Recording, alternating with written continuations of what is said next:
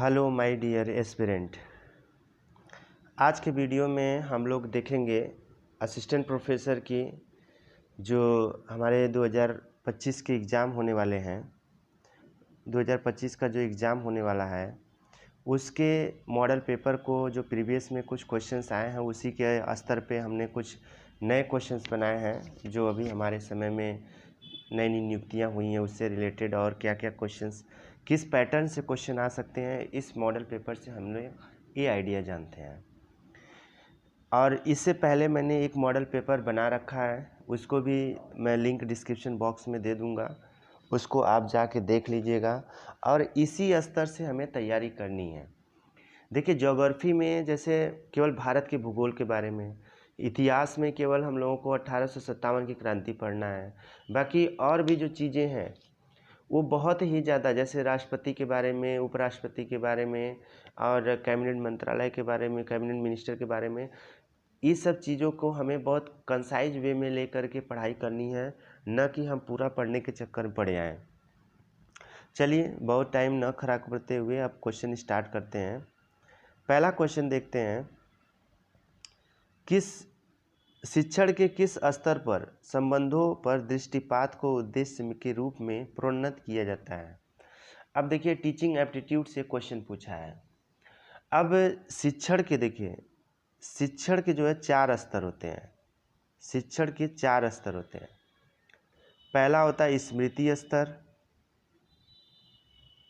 स्मृति स्तर होता है। दूसरा होता है अवबोध स्तर, अवबोध स्तर होता है। तीसरा होता है विमर्शी या चिंतन स्तर, जिसमें छात्र अपने से सोच करके काम को करता है, विमर्शी चिंतन स्तर। चौथा होता है स्वायत्त। ये 4 स्तर होते हैं। अब देखिए, इसमें जो अवबोध स्तर होता है, इसमें पहले हम बात कर लेते हैं जो चिंतन स्तर है। देखिए, किसी चीज़ को अगर उसमें स्मृति स्तर जो होता है, इसमें किसी भी चीज़ की तुलना जो है उच्च गुणवत्ता से जो है इसमें की जाती है। तो अवबोध स्तर में क्या होता है, दूसरा पॉइंट, अवबोध स्तर में किसी चीज़ के अवबोध का अर्थ किसी विशेष परिस्थिति में किसी विशेष विचार को समझकर उसे ग्रहण करना। और इसमें जो है अवबोध स्तर पर शिक्षण स्मृति स्तर मतलब मेमोरी लेवल की तुलना में उच्च गुणवत्ता वाला होता है। जो अवबोध स्तर होता है ये स्मृति स्तर से जो है काफ़ी उच्च स्तर का होता है। इसमें जो है शिक्षक जो है छात्रों को सिद्धांतों तथा तथ्यों के बीच संबंध बताते हैं। इसमें अवबोध स्तर में शिक्षक जो होता है वो छात्रों को सिद्धांतों और तथ्यों के बीच में जो है अंतर बताते हैं, ये उनके बीच में क्या संबंध है उसके विषय पे जो शोधकर्ता होता है वो अपने कामों को करता है। तो इसका ऑप्शन नंबर जो है बी सही है। बाकी विमर्शी चिंतन स्तर अभी आएगा आगे। नेक्स्ट क्वेश्चन देखते हैं, सूची 1 और सूची 2 में कौन जो है सही उत्तर नहीं है। सही उत्तर कौन, इसमें मिलान सही नहीं है। देखिए, BVR सुब्रमण्यम नीति आयोग के उपाध्यक्ष हैं, बिल्कुल सही है। सुमन बेरी जो है नीति आयोग के जो है CEO हैं, बिल्कुल सही है। ये देखिए मिस प्रिंट हो गया है। न्यायमूर्ति विद्युत रंजन, ये क्या है, न्यायमूर्ति विद्युत रंजन जो है ये शिक्षा मंत्री नहीं है। शिक्षा मंत्री हमारे कौन है, धर्मेंद्र प्रधान है। ये हमारे जो है भारतीय मानवाधिकार आयोग के इस समय ये अध्यक्ष है, न्यायमूर्ति विद्युत रंजन। और संजीव खन्ना हमारे CGI बने हैं, 51 नंबर के जो है CGI बने हैं। तो ये तो चीज़ें याद रखिएगा। तो इसका ऑप्शन जो है न्यायमूर्ति विद्युत रंजन जो है शिक्षा मंत्री नहीं है, और ये जो है मानवाधिकार आयोग के अध्यक्ष हैं। इसके जो अध्यक्ष बनाए जाते हैं वो पूर्व रिटायर जज बनाए जाते हैं। इसके 5 सदस्य होते हैं मानवाधिकार के। आगे देखिए क्वेश्चन नंबर 3, भारत की जलवायु परिवर्तन पर प्रथम राष्ट्रीय क्रिया योजना कब प्रकाशित की गई। देखिए, ये जो प्रक्रिया है ये 2008 में, इसका ऑप्शन नंबर ये जो है सही है, 2008 में ये प्रकाशित की गई थी। नेक्स्ट क्वेश्चन देखते हैं, निम्नलिखित में से कौन सही सुमेलित नहीं है। प्रथम विश्व जलवायु सम्मेलन 1979 में हुआ था, बिल्कुल सही है। प्रथम पृथ्वी शिखर एजेंडा 21, ये भी सही है।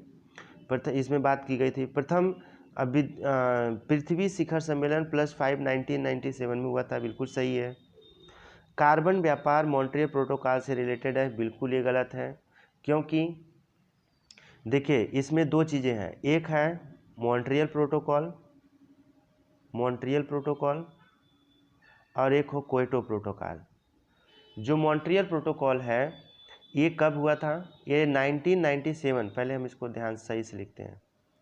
जो मॉन्ट्रियल प्रोटोकॉल है ये कब 1997 में ये इम्प्लीमेंट हुआ था और आया था, और इसका इफेक्ट 2005 से जो है ये चालू हो गया था।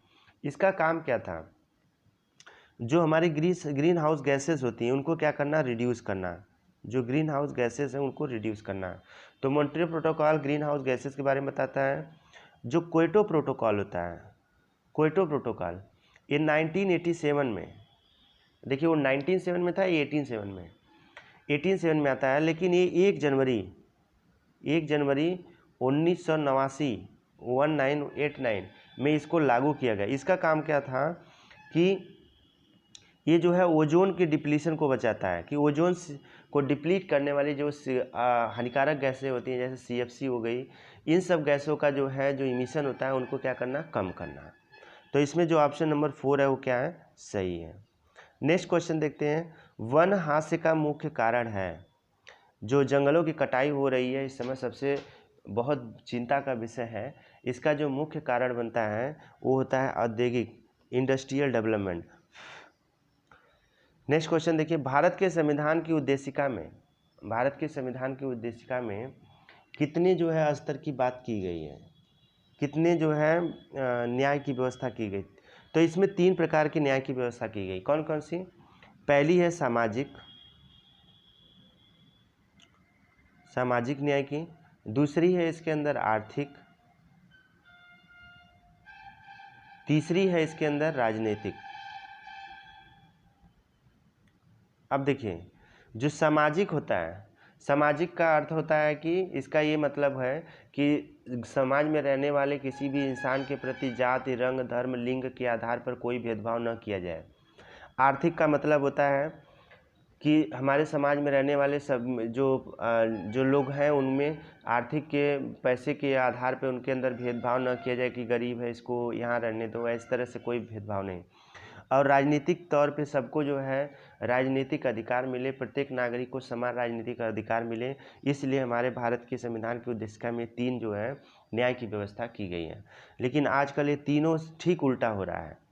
हर एक चीज़ में जो सुपीरियर है उसको राजनीतिक लाभ मिल रहा है, आर्थिक लाभ मिल रहा है, समाज में उसको उच्च दर्जे पर रखा जा रहा है। तो खैर ये बहुत ज़्यादा डिसिमिलरिटी आ चुकी हैं और आगे आ भी रही हैं, बढ़ती ही जा रही हैं। आगे क्वेश्चन देखते हैं।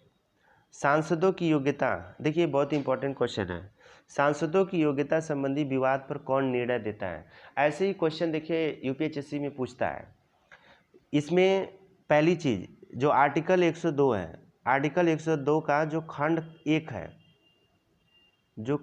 है, ये क्या कहता है? ये संसद के सदनों का सदस्य चुने जाने की बात करता है। उनकी निरर्हता जो होता है, इसके अंदर बात की गई कि भाई ये जो संसद है ये इस अनिरर्हता के बेस पे चुने जाएंगे। लेकिन इसके उपलक्ष्य में आर्टिकल 103 के तहत ये कहा गया कि इनकी योग्यता और निरर्हता संबंधी जो विवाद होता है वो निर्वाचन आयोग के परामर्श से राष्ट्रपति देगा। तो इसका जो ऑप्शन होगा वो चौथा सही होगा। मतलब राष्ट्रपति जो है इनको निलंबित कर सकता है, लेकिन on the behalf of election commission of India. अगर इलेक्शन कमीशन ऑफ इंडिया कहता है कि नहीं, निर्वाचन आयोग कहे कि नहीं ये जो है इसके योग्य नहीं है, इनका ये फर्जी चीज़ है, तो उसको राष्ट्रपति इसको निलंबित कर सकते हैं। दूसरी चीज़ हमारे देखिए निर्वाचन आयोग की जो बात है आर्टिकल 324 में की गई है।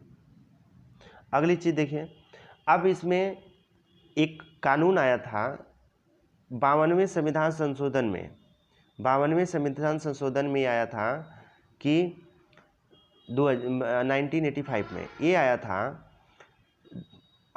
10वीं सूची को जोड़ा गया था। 10वीं सूची क्या बताता है? 10वीं सूची जो है दल बदल नेता जो है, दल बदल नेता किसी एक पार्टी से जो है निकल करके दूसरी में चले जाते हैं, इनको जो है अवैध घोषित करने, इनको जो है उनकी संसद, उनकी जो योग्यता है उसको निरस्त करने के लिए जो अधिकार दिया गया वो दिया गया सभापति को। सभापति जो राज्यसभा का है और अध्यक्ष जो होता है वो लोकसभा के हैं। इनको जो है ये मान्यता दी गई कि भाई आप इस चीज़ को कर सकते हैं, जो कि दल बदल कानून बहुत बेहतर तरीके से इसमें इम्प्लीमेंट हो रहा है और एग्जीक्यूट भी बहुत अच्छा हो रहा है। अगला देखिए क्वेश्चन, इसका आंसर 4 सही था। पीएम कुसुम योजना, ये बहुत अच्छी योजना थी जो कि मार्च 2019 में इसको जो है लागू की गई थी। और यह जो योजना थी ये इस योजना को जो है ministry of new and renewable energy के द्वारा जो है इसको लागू किया गया था, जिसको हम लोग बोलते हैं MNRE। इसके इस समय वर्तमान में जो मिनिस्टर हैं राजकुमार सिंह हैं इस समय इसके। तो इसकी जो मुख्य इसका जो काम क्या था, किसानों को डीजल और केरोसिन पर निर्भरता समाप्त करना और उनको सोलर पैनल की तरफ जो है अग्रसित करना। और जो पहाड़ी क्षेत्र हैं वहाँ पे 50% का जो है सब्सिडी देगी सेंट्रल गवर्नमेंट, और बाकी जो प्लेन रीजन पे पाए जाने वाले जो स्टेट हैं उनमें जो है 30% का जो है छूट देगी सरकार, मतलब उसका सब्सिडी देगी। तो ये ऑप्शन नंबर 4 इसका सही है। अब अगला क्वेश्चन देखते हैं, शिक्षण के किस स्तर पर आलोचनात्मक चिंतन के उन्नयन को सर्वश्रेष्ठ समझा गया? देखिए ये जो क्वेश्चन है इसमें ऑप्शन नंबर 3 विमर्श चिंतन, जब कोई भी अगर शोधकर्ता अपने इस स्तर को आत्मनिरीक्षण स्तर के रूप में भी जाना जाता है, मतलब ये सेल्फ असेसमेंट के भी बेस पे इसको जो है जाना जाता है। इसमें क्या होता है कि कोई भी अगर शोधकर्ता किसी काम को कर रहा है तो वो चिंतनशील स्तर, वो अपनी उस काम के प्रति सोचेगा, उसके बाद में अपने काम को करेगा, तो उस स्तर को, विमर्शी स्तर को बहुत ज़्यादा जो है शोध में इसको माना गया, सबसे उच्च स्तर का यही माना गया है, विमर्श चिंतन स्तर। तो ऑप्शन नंबर 3 जो है इसका सही है। अगला देखिए, विश्वविद्यालय अनुदान आयोग, इसको यूजीसी के इसमें करंट चेयरमैन कौन है? आप लोग इसको कमेंट बॉक्स में ज़रूर लिख के भेजिएगा, कमेंट बॉक्स में दीजिएगा कौन इसमें करंट चेयरमैन है। इसकी स्थापना जो है 1956 में की गई थी, और इसको जो है संसदीय अधिनियम के तहत इसको जो है एक स्वायत्त शासी जो है संस्था है, इसको संसदीय अधिनियम के तहत जो है इसको लाया गया था।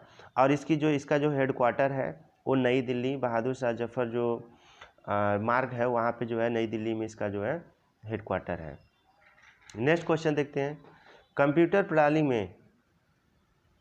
प्रणाली में निम्न में से क्या प्रोग्रामिंग भाषा नहीं है? तो जो प्रोग्रामिंग भाषा है उसमें देख कोबोल है, फोर्ट्रॉन है, पास्कल है, और लोटस जो है प्रोग्रामिंग भाषा नहीं, एक सॉफ्टवेयर है। तो ये 3 ऑप्शन जो है, इसके जो चौथा ऑप्शन है वो जो है सही है, प्रोग्रामिंग भाषा ये नहीं है। अगला क्वेश्चन देखिए, आज़ादी की लड़ाई 1857 में किसने भाग नहीं लिया? बहुत इंपॉर्टेंट हो।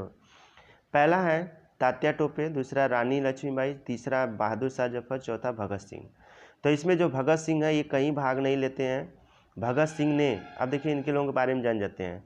तात्या टोपे, पहली चीज़ हम लोग देखते हैं, तात्या टोपे और माना साहब। तात्या टोपे और माना साहब 1857 की क्रांति जो लीड किए थे वो लीड किए थे कानपुर से, ठीक। और झांसी, रानी लक्ष्मीबाई झांसी जो थी वो झांसी से जो उत्तर प्रदेश में है, कानपुर भी उत्तर प्रदेश में है, यहाँ से इन्होंने क्या किया था, लीड किया था 1857 क्रांति को। बहादुर शाह जफर, ये जो है दिल्ली में बहादुर शाह जफर और बख्त खां, ये दोनों लोगों ने मिल करके दिल्ली में 1857 की क्रांति को लीड किया था।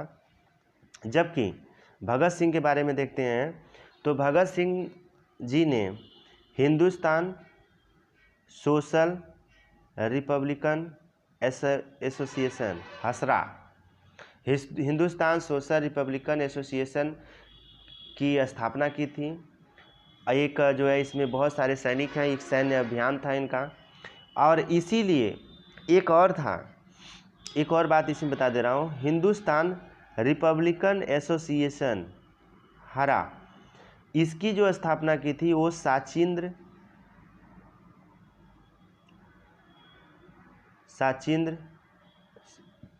सन्याल ने इसकी स्थापना की थी। तो ये 3 ऑप्शन जो इसके जो ऑप्शन है, ये सभी ऑप्शन के बारे में मैंने डिस्क्रिप्शन दे दिया। अब आते हैं नेक्स्ट क्वेश्चन पे। चंपारण आंदोलन से कौन संबंधित नहीं था?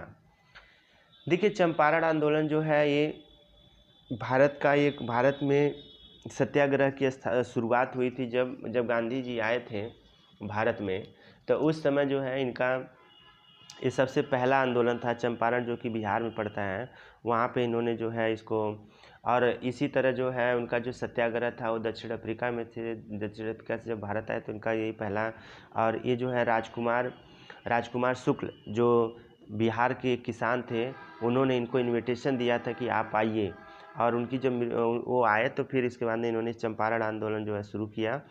तो इसमें जो है राजेंद्र प्रसाद और रघुवर नारायण सिन्हा, जेपी कृपलानी सभी लोगों ने भाग लिया, लेकिन राजेंद्र प्रसाद जी ने जो है इस अभियान में भाग नहीं लिया था। तो इसका ऑप्शन नंबर 4 जो है सही है। चंपारण आंदोलन जो है 1917 में बिहार चंपारण में जो है शुरू किया गया था। ठीक है, तो ये देखिए कुछ क्वेश्चंस हैं। आपको उम्मीद करते हैं क्वेश्चन का पैटर्न आपको एक समझ में आ रहा होगा, किस तरह से क्वेश्चन इसके आ सकते हैं, किस तरह से क्वेश्चन बन रहे हैं। और इसी तरह से हम अलग अलग प्रैक्टिस सेट लाते रहेंगे।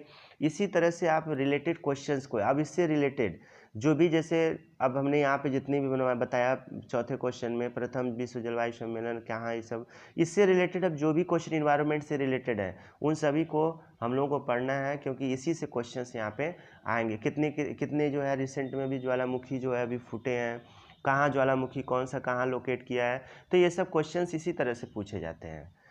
और वीडियो को देखिए, लाइक करिए, सब्सक्राइब करिए, अपने दोस्तों से शेयर करिए। इसका पैटर्न सबसे जो है मतलब देखिए क्या है, कैसे है, सबसे डिस्कस करिए और तैयारी को और बेहतर बनाइए।